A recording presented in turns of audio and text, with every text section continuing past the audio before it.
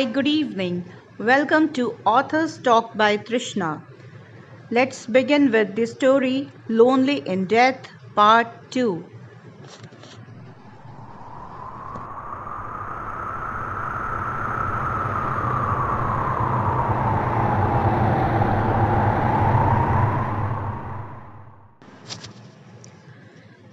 The following day was a holiday. After breakfast, Sagar and Sushma sat with their parents on the first floor veranda, basking in the sun. It was then that Sagar broke the news of Shiv's demise to his parents. Sagar's father instantly responded, "We know about that terrible accident. Two people we knew had died in the accident, Shiv and my distant cousin Roshan. Do you remember Roshan?" "Why didn't you tell me about it earlier?" Sagar asked, annoyed. "It never occurred to me that you would be interested. Frankly, I had forgotten about it." "Dad, Shiv was a very good friend. I felt foolish going to his house without knowing that he had died in an accident." "I know he was your good friend, but then you have hardly been in touch with him. At least I haven't heard you mention him for a long time." That silenced Sagar. His father was right. He had become so busy in life that he had completely neglected remaining touch with his old friends. Sagar sat his head bowed. "Shiv has been visiting me in my dreams often," he declared gently. Though the statement was made casually, it had the opposite effect. Everyone looked at him in concern. "Visiting in your dreams? What do you mean?" His mother couldn't mask her alarm. "I keep dreaming of him time again. And the strange part is that is the same dream each time of us playing that last match of hockey that we had won just before joining the college, at the end of which Shiv tells me to go with him." "Go with him? Where?" Sushma's eyes widened in horror. "I don't know. He simply asked me to go with him and then I wake up." "Sagar, I need to buy fruits to make juice for Ankur. Let's go now, so that we can be back before lunch." Sushma got up in a huff, and after picking up Ankur, she strode towards the stairs. Sagar stared at her receding back. What was wrong with her? Getting up thus in the middle of a serious discussion. But left with no choice, he followed her. Feeling disgruntled, his parents watched them go. What happened to Sushma? Why did she run away in the middle of the discussion? Sagar's mother queried, but more to herself. Sagar's father was clearly displeased. "Strange. The subject is serious and needs to be probed further. He hasn't been himself lately, haven't you noticed?" When Sagar reached the foot of the staircase, Sushma had already fetched her purse and was waiting near to the main gate. Seeing Sagar come towards her, she quickly walked out, expecting him to follow. "Why are you in a such hurry, Sush?" But Sushma was trotting away in urgency and Sagar had to run to keep it with her. "Where are you running away to? The fruit shops are not going to close for another 8 hours. What's the hurry?" "Sagar, I am not going to buy fruits. I am going to see the priest. We need his advice urgently. And why didn't you tell me about the dream earlier?" "What's the great deal about a simple dream? Don't we dream every night?"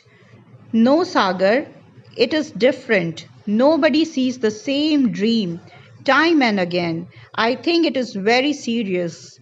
It could be a part of the uncanny experiences you have been undergoing ever since we came here." Sagar walked silently for a while, pondering. "You know, I didn't think much of the dream till yesterday. It troubled me only last night, since I had gone and come to know that Shiv has been dead for many months. The priest patiently listened to Sagar with concern. Then he counseled, when somebody dies young and violently, at times the spirit remains hovering around trying to meet its unfulfilled desires.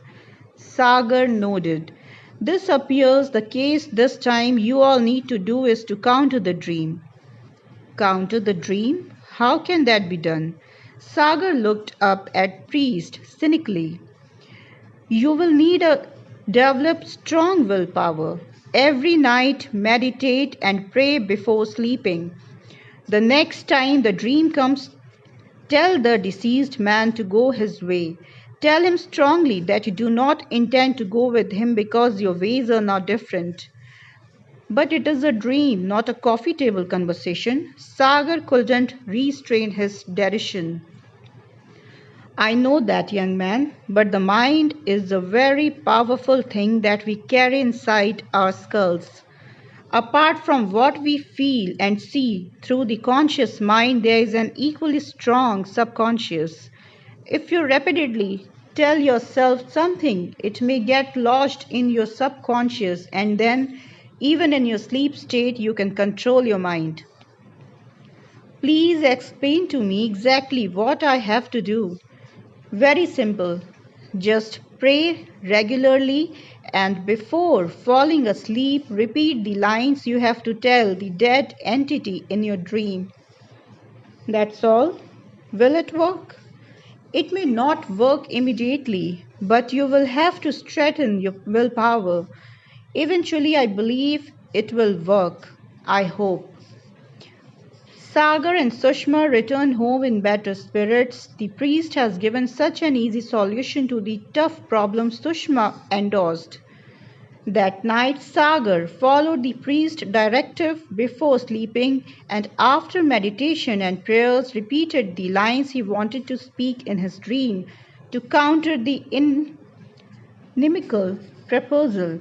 Sure enough, the dream was repeated that night. When the time came to leave the field and Shiv came to him, Sagar wriggled in discomfort. He couldn't say a word, but his body language very clearly protested this offer. I am lonely, Sagar. Please come with me. Suddenly, Shiv was no more a young boy, but a full grown man, like the one he had seen in a picture and his parents' house. The transition shocked Sagar even in his dream, and he squirmed and moaned in distress, which woke up Sushma. Sagar, wake up! She shook him. Wake up, Sagar! The expression on Sagar's face startled her. Slowly, Sagar opened his eyes. Where is he? Has he gone? Who? Who was here? Sushma blurted. Shiv, he looks so different now. Looks different now? What do you mean? By now, Sagar was fully awake. He looked around frantically and then his gaze slowly came to rest on Sushma. Shiv is no more a young boy. He's a grown man. Of course, he was a grown man, Sagar. When last met him, he was a young boy, but I saw him as a man just now. Sushma was frightened by the conversation. She peered in the dark of the night to see if there really was someone around. Where did you see him? In my dream. Did you tell him to go away? No, not really, but I was trying to square him out of his grip. Sagar, you need to strengthen your willpower. Sushma shivered and slipped close to Sagar. She was getting terribly distressed. Why were such strange events occurring in their life? Why was Sagar undergoing such a weird experience? Till they hadn't shifted to Chamba, life had been running smoothly without any hassle. For the first time, Sushma felt it was a mistake to accept this posting despite the fact that Sagar's parents had been so happy to have them here. They were old and leading a lonely life, yet she now wanted to leave this place and go elsewhere. She would by and by convince Sagar to take a transfer, she decided. Shiv returned in Sagar's dream 2 days later. This time there was no reply of the hockey match. Shiv was simply standing at a door as a grown-up, smiling and beckoning Sagar. "Come with me," he said. Sagar wanted to avoid him, and in his dream he tried turning away. But whichever way he went, a door appeared in front of him. A faint light was coming through the door, and Shiv was standing in the middle with an extended hand, calling him to come. Finally, Sagar collected his strength, blurted loudly, "I can't come with you. You go your way." The loud declaration woke Sushma up. Sagar was sitting, his face dripping with sweat. "Bravo, Sagar, you did it." "I did what?" "You told Shiv to go his way, exactly the way the priest had advised." "Yes, I think I did." Sagar took a deep breath and, feeling pleased, wrapped his arms around Sushma. They both remained awake for a while, waiting in silence, as if there would be some repercussion to the bold action taken in the dream. The night remained still and calm. A dog whined in the distance. Some scraping sound was heard from an adjacent roof, like the claws of a roasting bird grazing against the slate. There was nothing out of the ordinary. Soon the couple, cozy in each other's arms and comforted by each other's presence, drifted into an undisturbed sleep. The dreams stopped. There were none in the coming week. It was alleged victory, a tough battle won at last. Sagar's parents remained in the dark to the happenings all this while. On the following Sunday, when they were once again enjoying a free, relaxed time, Sagar's father raised the topic. "Sagar, are you still having those bizarre dreams?" "I mean, no, Dad, I'm fine. It must have been some passing phase. Since I have come to stay in my hometown after a very long time, perhaps old memories flooded my mind and triggered strange dreams." "Quite possible." Sushma nodded her head, ardently endorsing the statement. This was a very satisfying and comfortable explanation.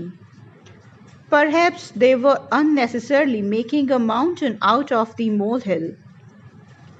This logic helped Sagar more than anybody else. He was getting pointlessly worked up, getting drawn into something non-existent. With this rationality, peace returned to his mind and life.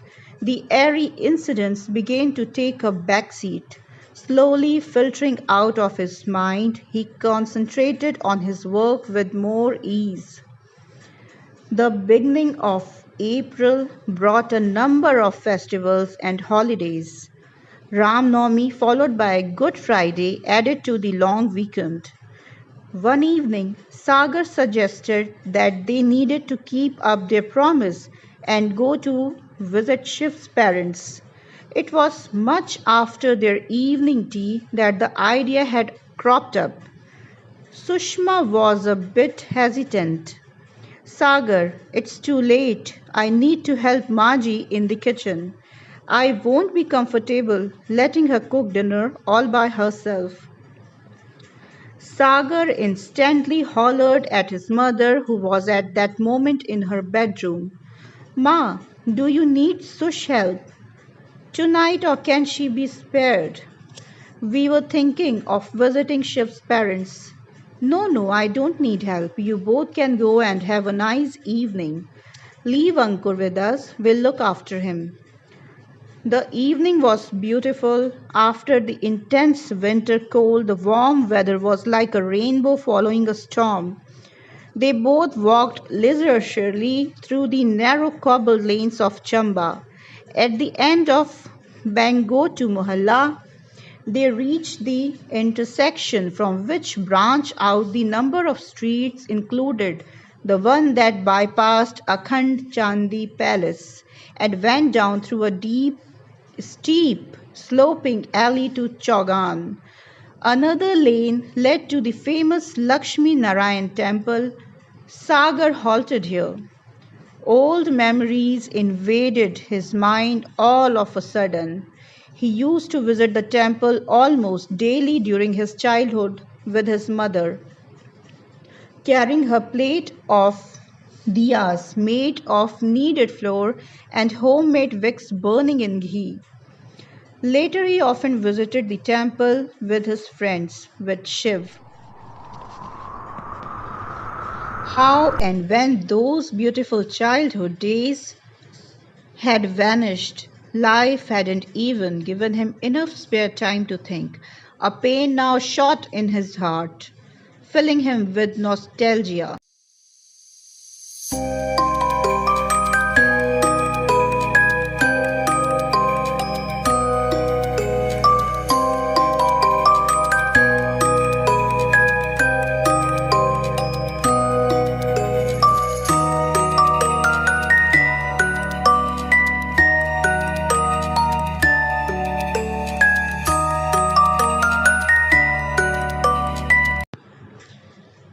There was a large peepal tree at this juncture, with a cemented stockade around it. A lone man sat on it, a sad figure, his back slumped, head bowed. As Sagar and Sushma passed by the peepal tree, Sagar threw a glance at him. The young man raised his head. He seemed familiar. Where had he seen him? After a few more steps, Sagar turned to look back. Perhaps he knew the man and should have greeted him, but there was no one there. Within seconds, the man had disappeared. Sagar went pale. Didn't he resemble the man from his dreams? He walked on quietly. Sushma noted his pale, disturbed face, but stopped short of probing him. Dusk had set in the time they reached Shiv's parents' house at the far end of the narrow street.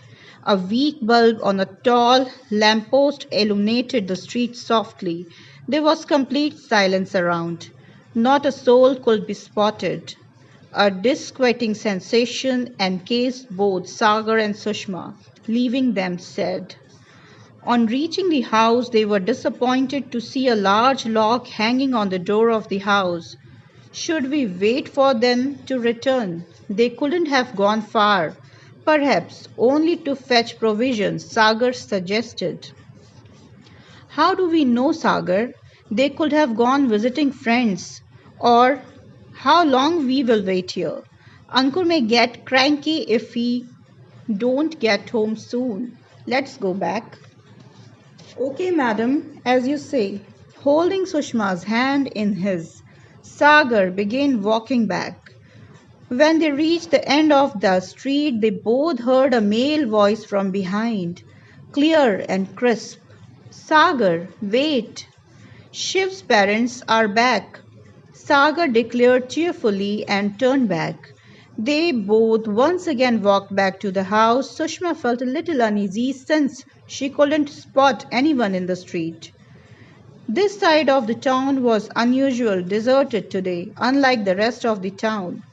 They were once again standing in front of the same doorstep, but the big lock still hung there, prominently and coldly. Who called out your name? Sushma looked around anxiously, fear creeping into her bones. Sagar nervously shrugged his shoulders. They hurriedly retreated their steps and moved away from the house. Once back home, they decided to ignore the weird experiences of the evening. although their hearts remained uneasy. In fact, for the next 2 days that Sagar was at home, he felt listless and gloomy. As much as he tired, he couldn't perceive what really was wrong. With the holidays over, Sagar turned to his work more ardently. As a divisional officer of the district, he was required to undertake intense touring to inspect the projects underway. It was time to begin. After his first major staff meeting, a few matters cropped up which requires his immediate attention. He needed to visit some far off and higher regions in the district, but most of them were still under the thick cover of snow. June will be better for touring those places. Also, there were quite a few complaints of the slow progress of work in the subdivision of Tisa. Sagar decided he will begin by traveling to his small settlement about 63 kilometers north to Chamba town. That wasn't far, but it will take somewhere about 3 hours to reach since it was a rough, jagged, mountainous road. He fixed the second Tuesday of May for his tour to Tisa. On that Monday of May, he returned home little early to pack for the tour that he was going on the next morning. Ankur was delighted to see his father back early and demanded his attention. Sagar readily obliged. He knew Ankur was going to miss him since he was going to be away after a very long time. He smiled, thinking how he would pester Sushma frequently with the same question. When is Papa coming home? With love copiously pouring out of his heart, he picked and hugged Ankur. No, Papa, no hugs. I want to play cricket with you. Okay, champion boss, get your cricket set. Ankur ran to fetch a small bat and ball. They played cricket in the courtyard. After half an hour shouting, running, arguing, and mirth, Sushma took a protesting Ankur away for his evening glass of milk and Sagar went inside to pack. It took him barely 10 minutes to pack a small suitcase he will take with him on his 2-day trip. Packing over, he sat down to go through his official files. The twilight gradually faded, making away from the nighty shadows. Sagar realized it only when his eyes began to be strained. He needed to switch on the light, but he sat limp and still, shivering in the sudden unexplained cold. Depression slowly engulfed his whole body. He was thus sitting in the dark, lost and immobile, when Sushma came down to check him. Are you all right, Sagar? She asked with concern, switching on the light and wrapping her arms around him. Sagar jumped out of his reverie. I'm fine. He looked around as he has in completely new surroundings. I must have dozed off, was dreaming of a strange place. Running his hand through his hair, he stood up. Let's go up, dinner's ready. Sushma held his hand. Sagar docilely followed her. I don't know why I don't feel too well, he confessed, climbing up the stairs. You must sleep early. You have a long day tomorrow. Or on second thought, maybe you should postpone your tour. No, it's better I get done with it. Once in the kitchen, Sagar sat next to the open window. As usual, he felt much better up here. The cool breeze was refreshing. He could see Chaugan and the bazaar illuminated in different shades of light. It looked so different from his childhood days when the houses would be mutely lighted with earthen oil lamps. The darkness of the night when would be so utterly blended and enchanting. Yet, like any child, he would yearn for daylight when he could play with his friends. Studies always came secondary. Saga smiled at the thought. He mentioned it to Sushma, who made a face. I wouldn't want that for Ankur, would you? Maybe not, but he will definitely be allowed a lot of playtime always. Sagar declared merrily and then suddenly stiffened. Blood drained from his face. Sagar's father was sitting with Ankur on the mat, both playing some childish games. His mother was pouring curries into small bowls to serve dinner to everyone. Sushma was laying the plates when she stopped midway in response to Sagar's reaction and found him gazing at something outside. She left her work to join Sagar at the window. "What's wrong, Sagar?" she whispered. "See that person standing at the main gate. He's looking up at me. I've seen him a number of times. It's the same shadow." Sagar was shivering. Sushma was startled. The main gate was wide open. They might have forgotten to slip the bolt today, but the door was shut when they came up. Who opened it? Was it because of the wind? Only a light breeze was blowing at the moment. The door panels were heavy, made of solid walnut woods. "Sagar, I see no one." Sushma peered into the muted light with narrowed eyes. "Can't you see that shadow on the side, standing on the first step?" he whispered nervously. Sushma stuck her face out of the window to scrutinize intently, but she didn't particularly see anybody. Then she felt a faint movement as if something had moved. It was too faint, like a faded shadow of a large bird flying overhead it. She shrugged. "I don't think there is anybody there," she declared, even though her heart was racing. Perhaps Sagar had been right all this time. There was definitely someone there. She quickly withdrawn from the window. "He's gone now," Sagar articulated in a spooky whisper. Sushma glanced at him immediately, knew that Sagar had recognized the man, the spectre. It made her uneasy. "Come, Sagar, let's eat." Sushma tried to distract him. "I forgot to close the main gate." "Then do it now, before we sit down to eat," his father directed. Sagar didn't respond. Neither did he budge from his seat. He was obviously extremely reluctant to go down. "I wouldn't done it, but climbing down and then up the 2 flights will take me so much more time. Food will be cold by the time I finish," his father remarked, still waiting for Sagar to do what he asked for. "What's the hurry? When we go down to sleep, we'll shut it," Sushma proposed. "Our town doesn't have thieves or criminals, so it doesn't matter if the door is shut now or later." Sagar's mother rested the matter and the family sat to have their meal together. The family retired for the night immediately after dinner. Sagar walked to the entrance door and lingered there longer than necessary. He had clearly seen the shadow here, whereas Sushma had seen nothing. Had it been imagination? But he had not been imagining anything at that moment. He had been admiring the beauty of Chamba at night. He shook his head and discarded the fearful doubt from his mind.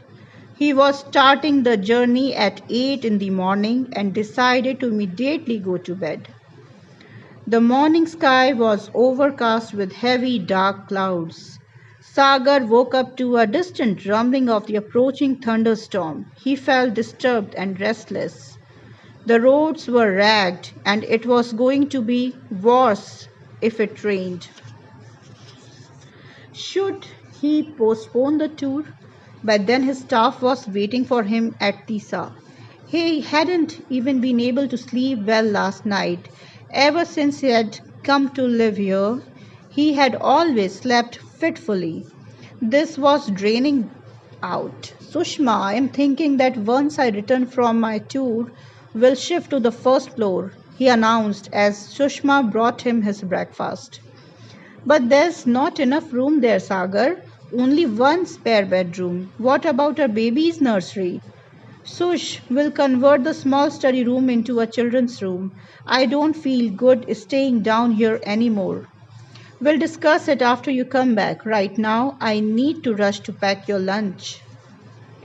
Could you please pack some extra for my assistant?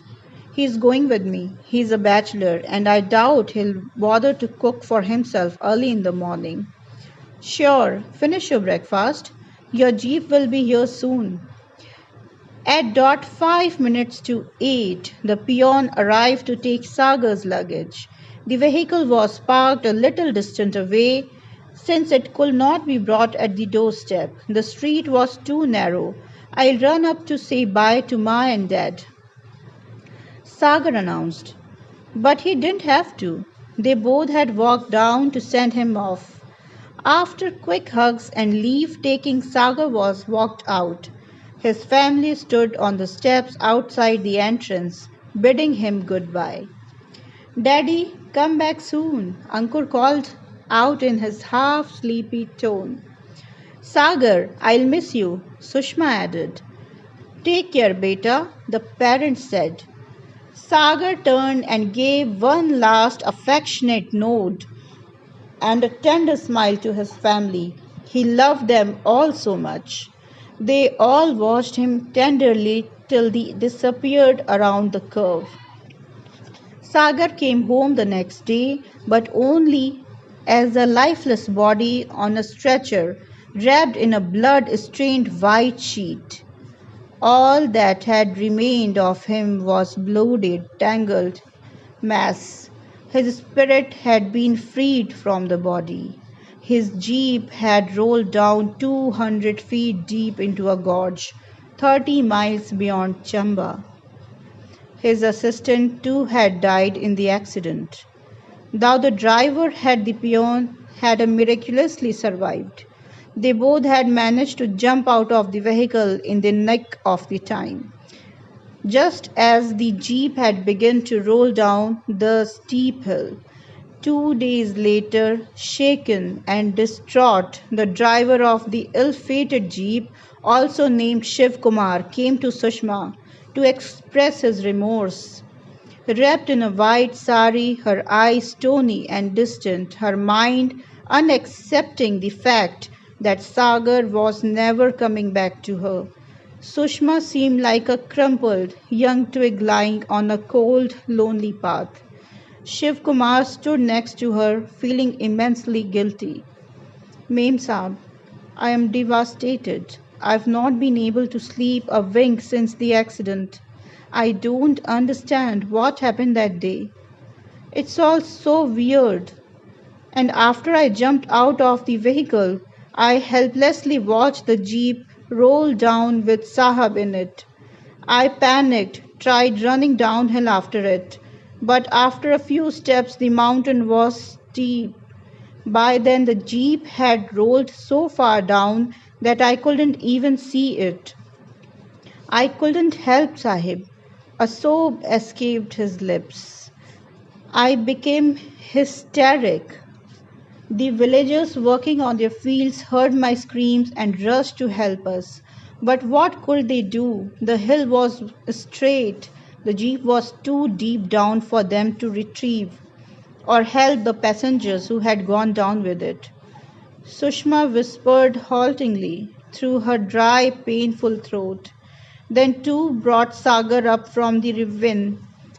The villager postmaster called for help. Almost after 2 hours of wait, a few army soldiers arrived, the ropes and material to climb down the steep mountain. Sushma glanced at her little fatherless child, restless in his sleep, his cheeks stained with tears. She wiped her tears with the corner of her sari. The leaves of the lime tree rustled in the midday breeze. Shiv Kumar controlled his moans and sighed.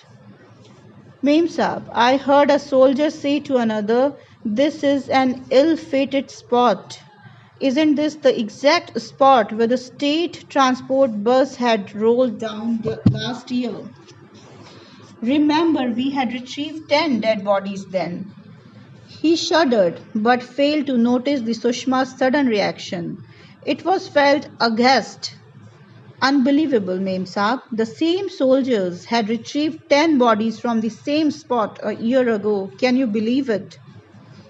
Sushma gaped at him. open mouth. Her delighted eyes exuded pure fear and alarm. Shiv Kumar now looked at her and couldn't comprehend her unexpected reaction. He went on, Mem Saab, I don't even remember clearly about the accident. It was so sudden. I was driving around a curve and I don't know if the brakes failed or all I remembered is that I was desperately trying to turn the steering wheel and it wouldn't be done. It had got jammed. I kept hitting the brake but the jeep went straight down the hill. The distraught man sniffed. It's not normal. Not normal at all. He shook his head. I haven't driven vehicles for almost 25 years now. Ever since I got a license at 20, I'm a very careful driver. Never drive rashly, but this time I just can't explain. Sushma slumped on a chair. Tears were openly flowing down her tightly shut eyes. She was visibly trembling. Shiv Kumar lowered his eyes. And I'm going back home now to do farming. No more driving for me. A sudden heart-rending wail from the upper floor raved through the air. The bereaved mother's cry hit the traumatized man like a thunderbolt. He collapsed on his haunches next to the chair and sobbed like a child. I can't face Sahib's parents.